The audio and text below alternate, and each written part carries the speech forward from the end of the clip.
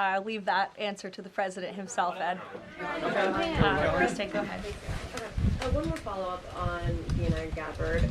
You have said that the president supports the fact that she was there, but last night when he was asked about it, he said he didn't know why she was there. He didn't say that he directed her. Can you clarify on that? Did she go by herself and he learned later and supports it? Well, did you look at the full entirety of his response? I was in the room for that NBC interview, Kristen, and he just said exactly what I told you, which is that election security is essential to national security. We need to ensure that our elections are free and are fair and are free of foreign interference. And he spoke about how Ms. Tulsi Gabbard is involved in that effort. So you're taking like the first 3 words that he said to one question and not looking at his entire response. Follow up on what you said about foreign interference. You talked about 2016 and Russian interference, but what we've learned from these Georgia officials is what was seized by the FBI were ballots from 2020 in this Fulton County election center. Do you have any evidence that there was international interference in the 2020 election in this election center? What I do have evidence of, and what the media seems to be undermining, is why Tulsi Gabbard is there in the first place. And I would point you again to federal law that clearly assigns the DNI and the office with the statutory responsibility to lead counter intel matters related to election security. This includes assessing risks to election voting systems, software, voter registration databases, and more, and analyzing foreign interference. And the ODNI is responsible for supporting the White House interagency action to secure our elections through intel analysis and vulnerability assessments. And they should be routinely collaborating with agencies like the DHS, the DOJ, and the FBI. So as for that question, it would be better suited to ask the Director of National Intelligence herself in her office. But what I'm telling you is that it is more than appropriate. In fact, it is Tulsi Gabbard's job to ensure that our elections are safe and secure. And that's exactly what she's been doing on the ground in Georgia. And I don't understand why anyone in this room, considering you're all American citizens, I believe, and like to vote in our nation's elections, should have any problem with that whatsoever. Now, thank you, Caroline.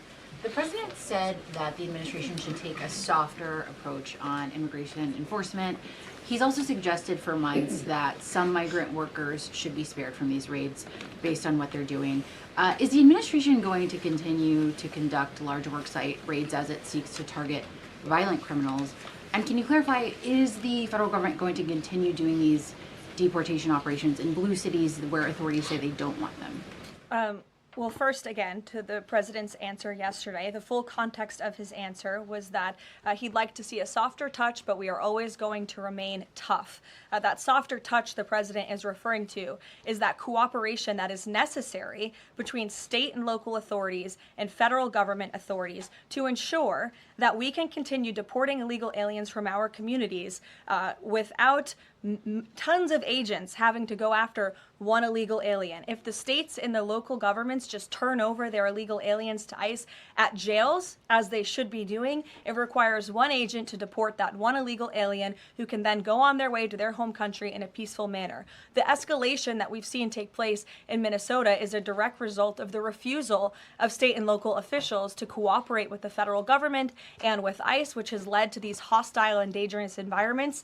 And so we don't want that. Again, the president wants direct cooperation, and that's what he was referring to. As for worksite raids, I don't broadcast any future action that may or may not happen from the Department of Homeland Security. But again, the president's focus and the administration's focus is on targeting illegal alien criminals, especially those who have committed heinous crimes in our country, as evidenced by the few illegal aliens that I just shared with you here today. Will ICE and Border Patrol avoid going to other blue cities where the local officials are saying, we won't work with you, we don't want you here?